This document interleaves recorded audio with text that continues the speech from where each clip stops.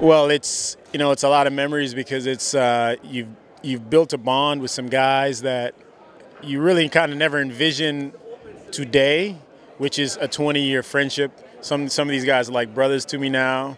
But at the time when you met them in 1993 and some of them in 1994, you never saw that. You didn't know what was next. And the fact that I've still remained very, very close friends to a number of these guys.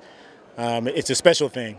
Excuse me, and it's a beautiful thing because today now it's been meaningful since the first day we started the club in 1993, because the club has grown to where it's a real value to the city and to the people that support it. And so for us to have been a part of that is special, and for me to see the guys that were a part of that from day one is even more special. Always. I think, you start something and then you can watch it grow, I guess like a flower in some regards, then it's wonderful. That was always the plan. When we started in 1993, we didn't think we were going to play 2 years and then there would be no more Montreal Impact. But it wasn't easy. It's been a struggle all the way through. And sometimes, though, interestingly enough, when you struggle, it's more rewarding at the end when you see that it's been meaningful. The struggles have been meaningful. It wasn't in vain, and now you know that it's for a purpose, and it's glad to be recognized for that. Season? I think the difference is we all started on level ground. It was an expansion club, and guys came from all different parts of the country and all different parts of the world, but we were all trying to build something.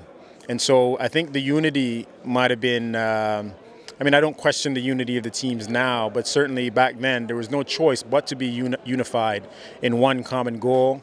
There were no pride issues, there were no egotistical issues.